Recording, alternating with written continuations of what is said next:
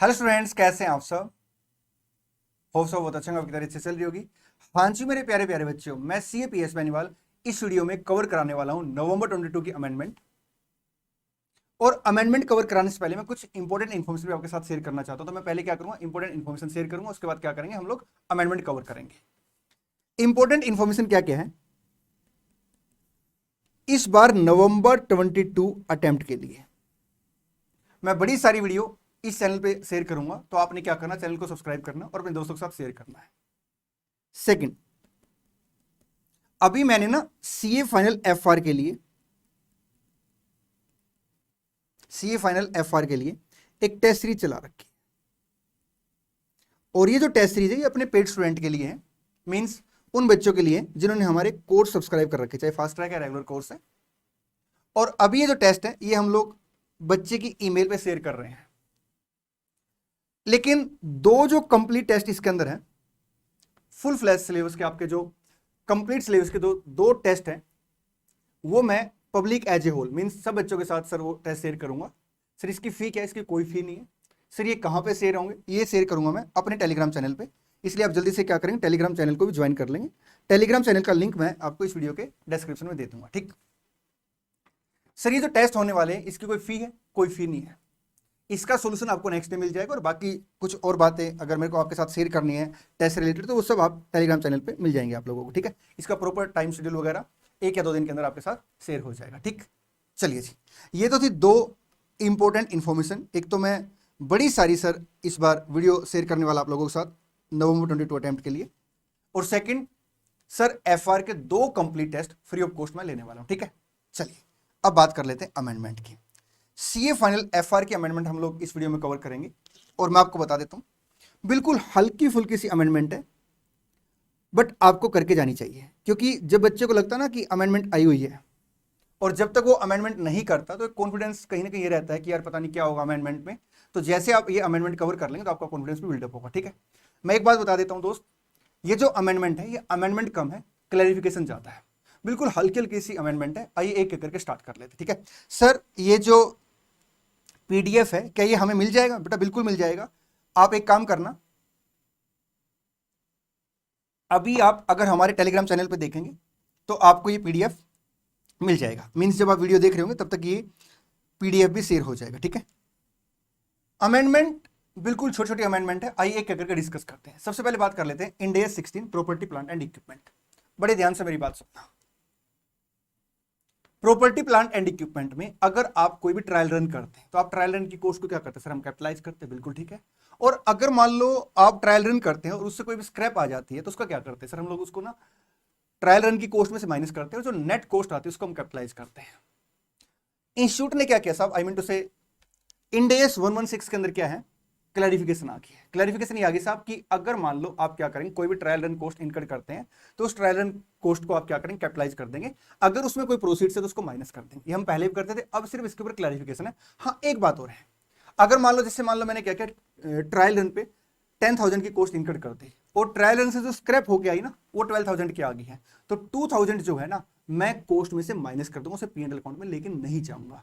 हाँ इंटरनेशनली अगर मैं आपको बताऊं तो IAS 16 सर इसको ऐसे नहीं बोलता, तो सर एक तरीके से कार्व आउट भी, लेकिन आपके सिलेबस में कार्व आउट नहीं है। तो इसलिए आपके लिए जो रेलिवेंट वो ये है कि आपने क्या करना साहब, जो भी आप ट्रायल रन के ऊपर कॉस्ट इनकर करेंगे और उसके बाद उसमें से जो प्रोसीड्स आएगा साहब उसको नेट करके आप क्या करेंगे, कैपिटलाइज या डी कैपिटलाइज करेंगे। आई मीन टू से अगर मान लो प्रोसीड्स ज्यादा आ गया तो आप क्या करेंगे, असेट की कॉस्ट को कम कर देंगे, उसे पीएनएल अकाउंट में लेके नहीं जाएंगे, ठीक। चलिए सेकंड पॉइंट, इंड AS 37 है। देखिए क्या कहता है साहब Ind AS 37। Ind AS 37 sir कभी भी डील नहीं करता एग्जीक्यूटरी कॉन्ट्रैक्ट के ऊपर, ठीक। लेकिन अगर कोई भी सर एग्जीक्यूटरी कॉन्ट्रैक्ट है और उसकी नेचर ओनरस कॉन्ट्रैक्ट है तो सर वो 37 में कवर हो जाता है। सर ओनरस कॉन्ट्रैक्ट कौन सा होता है मेरे प्यारे प्यारे बच्चों, आप लोगों को पता है ओनरस कॉन्ट्रैक्ट वो होता है जिसमें सर आपको क्या है, जब आप उसे एग्जीक्यूट करोगे तो उसमें आपको एक्सपेक्टेड लॉस है, ठीक। तो जब आप एक्सपेक्टेड लॉस उसके अंदर सर अगर आपको है तो आप क्या करते हो, उसका प्रोविजन रिकॉर्ड करते हो। जो प्रोविजन रिकॉर्ड होता है ओनरस कॉन्ट्रैक्ट का वो कितना होता है, वो लोअर ऑफ 2 होता है। कौन कौन सा, पहला जो भी आपका एक्सपेक्टेड लॉस है वो, और साथ में सर आपका अगर कोई पेनल्टी क्लोज है और उसमें पेनल्टी जाएगी तो जो पेनल्टी का अमाउंट है जो भी लोअर होगा सर उसका आप क्या करेंगे, ओनरस कॉन्ट्रैक्ट के तहत सर उसका प्रोविजन क्रिएट कर देंगे, ठीक है जी सर। अब यहां पे सर क्लैरिफिकेशन क्या है? क्लैरिफिकेशन ये आई है कि जो आप कॉन्ट्रैक्ट की फुलफिलमेंट कॉस्ट निकालेंगे उस कॉस्ट में क्या क्या आपको इंक्लूड करना चाहिए। आप, मैं अगर आपको ईमानदारी से बताऊं तो आपने जो क्वेश्चन किए होंगे ना, आपने पहले भी क्वेश्चन ऐसे ही कर रखे होंगे, बस क्या है सर, एक क्लैरिफिकेशन दे दी। क्या क्या? कि जब भी आप इसकी कॉस्ट लेंगे ना तो आप इंक्रीमेंटल कॉस्ट इसके अंदर लेंगे। इंक्रीमेंटल कॉस्ट के अंदर क्या क्या आएगा? आपका मेटेरियल कॉस्ट आ जाएगा, आपका लेबर आ जाएगी साहब, आपके ओवरहेड आ जाएंगे, ठीक।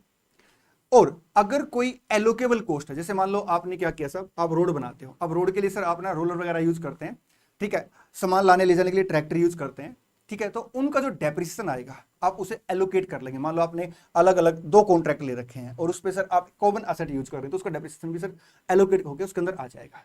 एक बड़ी प्यारी बात और क्लैरिफाई की गई है कि अगर आप किसी असेट को सर उस कॉन्ट्रैक्ट के लिए यूज करते हैं और उस असेट में इंपेयरमेंट है, तो उस इंपेयरमेंट लॉस को भी सर आप क्या करेंगे, जो कॉन्ट्रैक्ट की फुलफिलमेंट कॉस्ट निकालेंगे उसके अंदर सर उसको भी आप क्या करेंगे, ऐड कर लेंगे, ठीक है। आइए एक बार इसको रीड करते हैं फिर हम आगे बढ़ते हैं।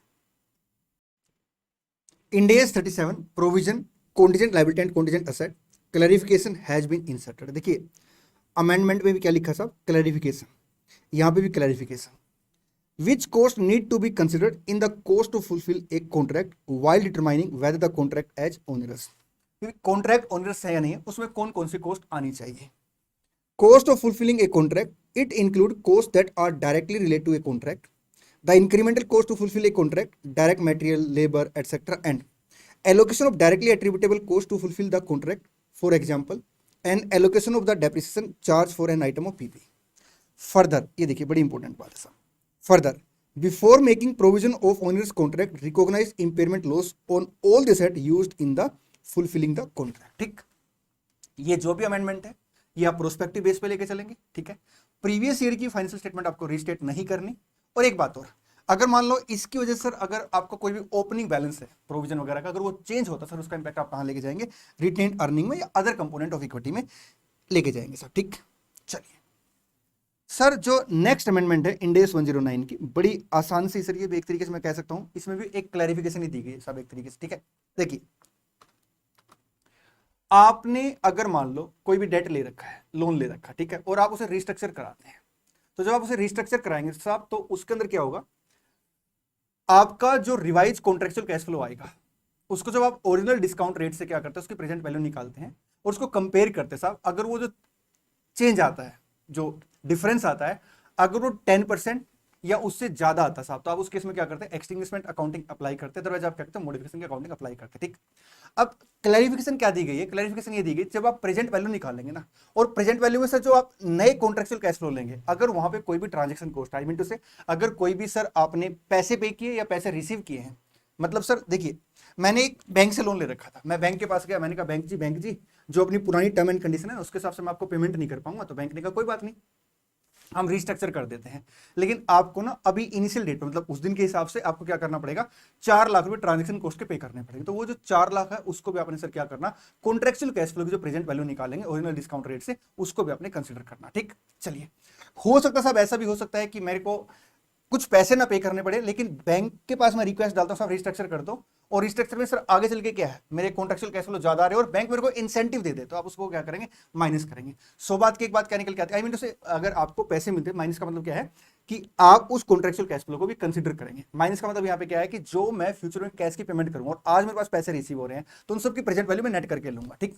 100 बात की एक बात क्या निकल के आती है कि जो भी आपकी ट्रांजेक्शन कॉस्ट इनकर्ड होगी उसको आपने कंसिडर करना, उसमें आप चाहे पेमेंट करें या आपको पैसे मिल रहे हैं, ठीक। देखिए क्या लिखता है, Ind AS 109 financial instrument, as per Ind AS 109 a financial liability is derecognised when it is extinguished, ठीक है। एक्सटिंग्विश्ड अकाउंटिंग लगानी है आपने या फिर आपने मॉडिफिकेशन करना, उसके लिए सर आपको एक टेस्ट करना होता है। देखिए आगे देखिए, which include exchange between the an existing borrower and lender due to different or substantial modification in term of the contract, ठीक। मैं एक बार यहाँ रुक के ना एक छोटी सी बात आपके साथ शेयर करना चाह रहा हूँ मेरे प्यारे प्यारे बच्चों, मतलब डिस्कस करना चाह रहा हूँ। अगर आप ना ओरिजिनल प्रोविजन भूल चुके हैं साहब, ऐसा हो सकता है साहब कि इस टाइम पे आप कोई और सब्जेक्ट पढ़ रहे हो और ओरिजिनल प्रोविजन सर आपको याद ना हो, तो आप एक काम करना, इस वीडियो में ना टाइम स्टैम्प बना लेना, ठीक है, और जब आप वो रिस्पेक्टिव चैप्टर करेंगे ना तो उसके अमेंडमेंट आप साथ साथ कवर कर सकते हैं, ठीक है। चलिए further Ind AS 109 clarified that terms are considered to have been substantial modified when the net present value of the cash flow under the new terms including any fee paid net or fee received, sir ये amendment है, and discounted using the original EIR differ by the at least 10% from the PV of the remaining cash flow under the original term. ये sir amendment है। क्या amendment आई है? Ind AS 109 clarify that the fee paid for the above purpose, यहाँ के लिए sir जो भी मतलब आपकी फी पे की आपने ट्रांजेक्शन कॉस्ट एक तरीके से हम बोल सकते हैं उसको, include amount paid by the borrower or to or on behalf of the lender and fee received including fee amount paid by the lender to or on behalf of the borrower. सीधी सी बात क्या निकल के आती है साहब कि आपने जो अमाउंट पे किया या आपके बिहाफ पे पे किया गया या आपको जो अमाउंट रिसीव हुआ या आपके बिहाफ पे जो अमाउंट रिसीव होगा, तो सर आप उसे क्या करेंगे? आप उसे सर कंसिडर करेंगे while calculating present value of the future cash flow. ठीक, the above amendment will be applied prospectively. Sir आपने क्या करना? प्रोस्पेक्टिव बेसिस अमेंडमेंट को कंसिडर करना। ठीक, आइए बिजनेस कॉम्बिनेशन में क्या अमेंडमेंट आई है, बड़े ध्यान से मेरी बात सुनना। आपका जो फ्रेमवर्क है वो अमेंड हो गया, ठीक है। एक तो उसके हिसाब से सर आपको क्या करना है, असेट लायबिलिटी वो सब कंसिडर करके चलना है। एक प्यारी सी बात और मैं आपके साथ यहां पे डिस्कस करना चाह रहा हूं। देखिए होता क्या है, मैं ए लिमिटेड कंपनी हूं, मैंने बी लिमिटेड का बिजनेस एक्वायर किया। ऐसा हो सकता साहब कि बी लिमिटेड के पास कुछ ना कुछ कॉन्टिजेंट लायबिलिटी हो, ठीक है। अब आज तो सर बी लिमिटेड के पास कॉन्टिजेंट लायबिलिटी है, लेकिन फ्यूचर में क्या पता सर वो कंफर्म लायबिलिटी बन जाए, ठीक। इसलिए सर जो मैं पीसी की अमाउंट पे करूंगा तो कहीं ना कहीं सर मेरे मन में आएगा कि यार मेरे को ना लायबिलिटी फ्यूचर में पे करनी पड़ सकती है, तो मैं कम पे करूंगा। और बी लिमिटेड भी सर उस चीज को समझेगी कि हाँ फ्यूचर में हो सकता है कि रियल में लायबिलिटी आ जाए। इसलिए on the date of acquisition sir Ind AS 103 एक एक्सेप्शन डालता, और एक्सेप्शन ये डालता साहब कि आज अगर कोई भी कॉन्टिजेंट लायबिलिटी है बी लिमिटेड की बुक्स में, एक्वायरी कंपनी की बुक्स में, ठीक है, जो उसने कॉन्टिजेंट लायबिलिटी डिस्क्लोज करके, क्योंकि वहां पे रिकॉर्ड तो कर नहीं रखी होगी तभी तो कॉन्टिजेंट लायबिलिटी है, तो आप उसे लायबिलिटी बुक कर सकते हैं। लेकिन सर यहां पे ना जो एक मेजर अमेंडमेंट डालेगी वो ये डालेगी कि आप कॉन्टिजेंट असेट जो है ना उसको रिकॉर्ड नहीं करोगे। मतलब सर मतलब देखिए ऐसा है, मैं बी लिमिटेड को एक्वायर करूंगा, हाँ बी लिमिटेड के ऊपर बड़े सारे केस चल रहे हैं जिसमें सर आज प्रोबेबिलिटी नहीं हारने की, आज वो प्रोविजन की डेफिनेशन क्वालिफाई नहीं कर रही ना लायबिलिटी डेफिनेशन क्वालिफाई कर रही, लेकिन हाँ वो आज कॉन्टिजेंट लायबिलिटी जिसको मैं एज ए लायबिलिटी रिकॉर्ड कर सकता हूं, ये एक्सेप्शन है। अब मन में क्वेश्चन उठता है कि एक बात बताइए सर, आप कॉन्टिजेंट लायबिलिटी को आप लायबिलिटी रिकॉर्ड कर सकते हैं क्योंकि ये एक्सेप्शन है इंड AS 103 के अंदर, लेकिन ऐसा भी तो हो सकता है कि उसने किसी के अगेंस्ट केस कर रखे हो और उसमें उसके पास सर इस बात की, आज उसके पास कॉन्टिजेंट एसेट है लेकिन फ्यूचर में हो सकता है सर इस बात की सिक्योरिटी आ जाए फ्यूचर में कि उसको पैसे मिलेंगे, तो क्या हमें उसको कंसिडर करना चाहिए नहीं करना चाहिए? सर यहां पे साफ साफ मना कर दिया गया है। देखिए पैरा 23A इंसर्ट किया गया है, क्या लिखता है para 23A, has been inserted in Ind AS 103। हालांकि हम पहले भी कंसिडर नहीं करते थे, लेकिन सर एक तरीके से क्लैरिफिकेशन दे दिए इसको ऐड करके ना, भाई पहले जो एक्सेप्शन देखोगे आप तो उसमें भी कॉन्टिजेंट लायबिलिटी के बारे में बोल रखा, कॉन्टिजेंट एसेट के बारे में नहीं बोल रखा, लेकिन अब सर पैरा इंसर्ट करके स्पेसिफाई कर दिया कि सर आपने कॉन्टिजेंट एसेट को लाइक जैसे कॉन्टिजेंट लायबिलिटी में आप लायबिलिटी बुक कर रहे हैं, आप कॉन्टिजेंट एसेट में ऐसा नहीं करेंगे, ठीक। सर अगर वर्चुअल सर्टेनिटी हो बेटा फिर तो वो असेट बन गई, तो वहां पे जो मैंने आपको इंड AS 37 के प्रोविजन पढ़ा रखे हैं उसमें तो सर फिर आप असेट रिकॉर्ड कर सकते हैं। अगर वो कंडीशन है फिर तो सर वो कॉन्टिजेंट रही नहीं ना on the date of acquisition, ठीक। On the date of acquisition वो कॉन्टिजेंट एसेट है तो आप उसे रिकॉर्ड नहीं कर सकते। साहब देखिए, to explicitly provide recognition of contingent asset by the acquirer in case of business combination, ठीक। चलिए नेक्स्ट अमेंडमेंट जो है वो है इंड AS 41 की। देखिए इंड AS 41 में सर आप बायोलॉजिकल एसेट के लिए जो फेयर वैल्यू कंसिडर करते हैं तो उसमें ना सर पहले क्या था, एक्सक्लूड में ना टैक्स पेड को मतलब एक्सक्लूड में टैक्स पेड ले रखा था कि भाई टैक्स पेड को आप कंसिडर नहीं करेंगे, अब आप क्या करेंगे टैक्स पेड को भी कंसिडर करेंगे, ठीक है। देखिए Ind AS 41 agriculture tax cash flow must be included, means आप उसे कंसिडर करेंगे, पहले कंसिडर नहीं करते थे, in the fair value measurement of biological asset as per Ind AS 41, ठीक। एक प्यारी सी अमेंडमेंट सर आपकी इंड AS 101 में, आइए इसको डिस्कस करते हैं। इंड AS 101 जो वो किसके बारे में बात करता है, वो बात करता साहब जब आप AS की दुनिया से इंड AS की दुनिया में आते हैं, ठीक है, और आप क्या करेंगे जब आपके ऊपर इंड AS एप्लीकेबल होगा तो आप एक तो इमीडिएटली प्रीवियस ईयर की फाइनेंशियल स्टेटमेंट बनाएंगे एज पर इंड AS, और इतना ही नहीं सर आप क्या करेंगे इमीडिएटली प्रीवियस ईयर के फर्स्ट डे पे आप क्या करेंगे सर ट्रांजिशन डेट होगी और उस ट्रांजिशन डेट पे आप AS के बेस पे सर जो आपकी बैलेंस शीट है उसको इंड AS के बेस पे बनाएंगे और अकाउंटिंग पॉलिसी वहां पे डिसाइड करेंगे आप, ठीक। वहां पे बड़ी सारी सर बातें दे रखी है, अगर मैं नेट सेल में बोलूं तो इंड AS 101 ये कहता साहब कि आप क्या करेंगे रेट्रोस्पेक्टिव इंपैक्ट लेंगे इंड AS का। बिल्कुल मैं सही बोल रहा हूं दोस्त, मेरी बात बड़ी ध्यान सुनना, रेट्रोस्पेक्टिव इंपैक्ट लेंगे। हाँ कुछ हमने आपको एग्जाम्पशन दे रखी जहां पे सर आपने रेट्रोस्पेक्टिव जाना ही नहीं, और कुछ हमने ऑप्शनल एग्जाम्पशन दे रखी, जहां पे आप चाहो तो सर क्या कर सकते हो, रेट्रोस्पेक्टिव जा सकते हो चाहो तो, ठीक। तो सर ऐसा ही सर एक ऑप्शनल एग्जाम्पशन दे रखी है किसके बारे में, फॉरेन करेंसी ट्रांसलेशन रिजर्व के बारे में। बड़े ध्यान से मेरी बात सुनना, क्या कह रहा है, मान लेते सर ये कंपनी एक्स लिमिटेड है, ठीक है। एक्स लिमिटेड जो है बेटा, मैं थोड़ा सा बैकग्राउंड बता रहा हूं, 2-4 मिनट लगेंगे, इसके बाद फिर मैं आपके साथ अमेंडमेंट डिस्कस करूंगा, ठीक है। देखिए एक्स लिमिटेड ये कहता है कि अगर एक कंपनी है, ठीक है, और उसका फॉरेन ऑपरेशन है और उसने AS 11 के अकॉर्डिंग क्या कर रखा है, फॉरेन करेंसी ट्रांसलेशन रिजर्व बना रखा है, ठीक।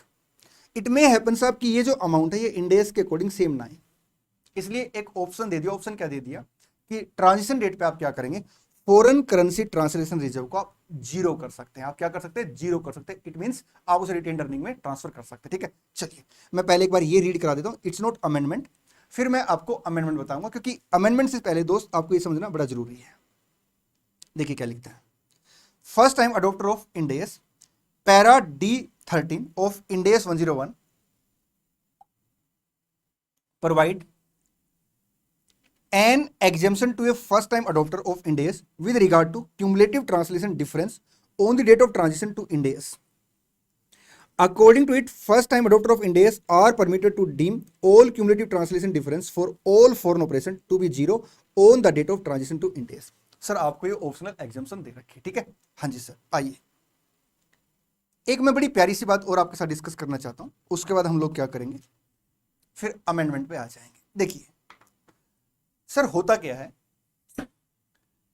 आप की एक company parent company P limited है, ठीक है। पी लिमिटेड पे जो इंडेस थे वो पहले एप्लीकेबल हो गए, और सर सब्सिडरी कंपनी में बाद में इंडेस एप्लीकेबल हुए हैं। ऐसा हो सकता है सर, बिल्कुल ऐसा हो सकता है।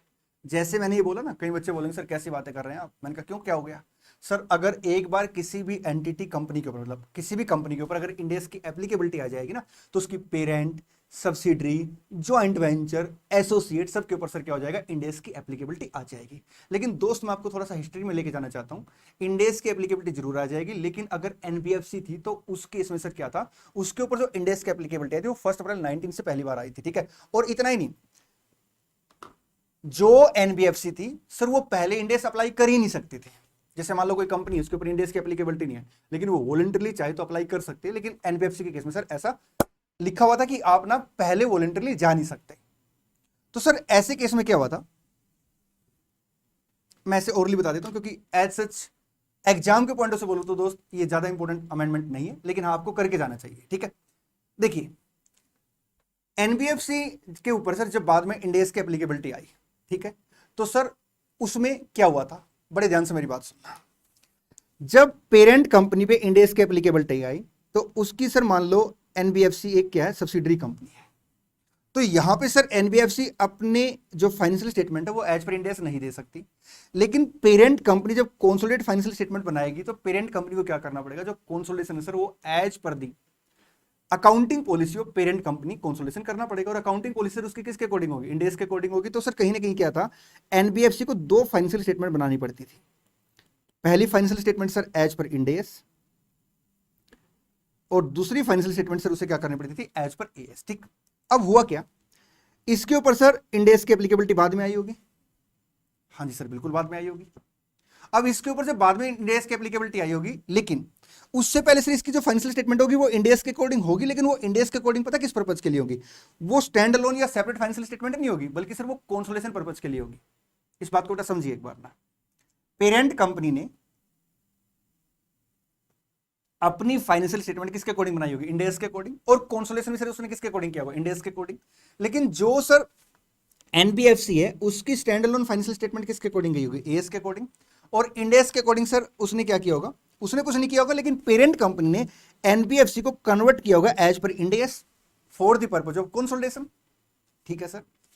अब एक दिन सर ऐसा आ गया जब एनबीएफसी के ऊपर क्या हो गया, इंडेस की एप्लीकेबिलिटी आ गई। इट मींस क्या sir, applicability of Ind AS on subsidiary company is later on in comparison to parent company. तो उस केस में सर इंडेस 101 ने एग्जाम्पशन दे रखी है। एग्जाम्पशन क्या दे रखी है कि जो एनबीएफसी है ना वो अपनी इस असेट और लायबिलिटी को जब ट्रांजिशन डेट पे एएस के अकॉर्डिंग नहीं बल्कि उसे क्या करेगी, कन्वर्ट करेगी इंडेस के अकॉर्डिंग। इस बात को दोबारा बोलता हूं, एनबीएफसी ट्रांजिशन डेट पे जब क्या करेगी, एएस के अकॉर्डिंग सर जो उसके पास बैलेंस है असेट और लायबिलिटी का, उसको वो इंड एस के अकॉर्डिंग क्या करेगी, कन्वर्ट करेगी सर, बिल्कुल कन्वर्ट करेगी। तो उसमें एग्जाम्पशन ये दी है कि आप चाहो तो क्या कर सकते हो, जो पेरेंट कंपनी ने, जैसे मान लो आपके ऊपर सर एप्लीकेबिलिटी आई 1 अप्रैल 19 को, तो 31 मार्च 19 को सर क्या हुआ होगा, पेरेंट कंपनी ने फाइनेंशियल स्टेटमेंट का कंसोलिडेशन किया होगा, और वहां पे सर उसने सब्सिडरी कंपनी की असेट और लायबिलिटी के as per Ind AS balance निकाल रखे होंगे। आप चाहो तो उन्हीं बैलेंस को एज इट इज उठा सकते हो। ये सर ऑलरेडी इंड एस 101 में था।